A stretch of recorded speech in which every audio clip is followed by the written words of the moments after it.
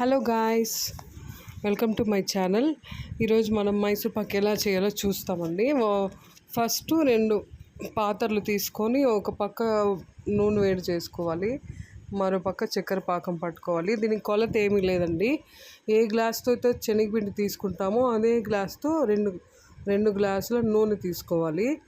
తీగ పాకం వచ్చిన తర్వాత అందులోకి మనము ముందుగా జల్లిచ్చి పెట్టుకున్న శనగపిండిని అయితే వేసేసి, ఆ తర్వాత బాగా మరుగుతున్న నూనెని ఒక గరిటె వేసుకొని బాగా కలుపుకోవాలండి. బాగా కలుపుకున్న తర్వాత బాగా కలపాలండి, అడుగు అంటుకోకుండా కలుపుతూనే ఉండాలి. ఇది కొంచెం వేడి మీద ఉన్నప్పుడే ఇంకొక వెడల్పాటి ప్లేట్లోకి మనం ట్రాన్స్ఫర్ చేసుకొని కట్ చేసి పెట్టేస్తే ఒక 2-3 అవర్స్ సెట్ అయిపోతుంది అది. సో దాని తర్వాత మన టేస్టీ మైసూర్ పాక్ అయితే రెడీ అయిపోతుంది. ఈరోజు ఏమంటే స్పెషల్ ఏమీ లేదండి. స్పెషల్, నేను మా అమ్మ వాళ్ళ ఇంటికి వచ్చాను. మా చెల్లి నా కోసం ఎంతో ప్రేమగా అప్పటికప్పుడే ఇన్స్టెంట్గా చేసి పెట్టింది. చాలా హ్యాపీగా ఉందండి నాకు. అసలు మన అమ్మ వాళ్ళ ఇల్లు అంటేనే మనకు ఒక ఎమోషన్ కదా.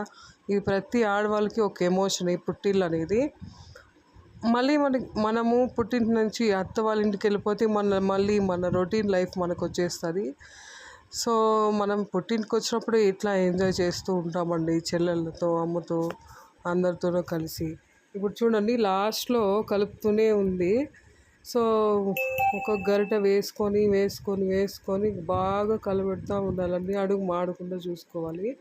మీరు కొంచెం అడుగు మందంగా లోతుగా ఉండే పాత్రను అయితే తీసుకోండి. ఓకేనా గైస్, అట్లనే చూస్తూ ఉండండి.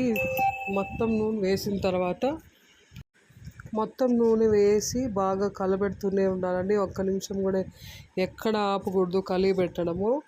బాగా కలుపుకోవాలి, లేదంటే అడుగు మాడిపోతుంది. ఆల్రెడీ లైట్గా మాడిపోయింది. చూడండి, సూపర్గా ఉందండి. టేస్ట్, స్వీటు, ఆయిల్ చూడండి. నేను టేస్ట్ చేసి చూపిస్తున్నాను లాస్ట్లో. ఎట్లా వచ్చిందంటే చాలా బాగా వచ్చిందండి. కొంచెం నూనె తక్కువ అనిపిస్తుంది, కానీ టేస్ట్ మాత్రం చాలా బాగుందండి. Thank you.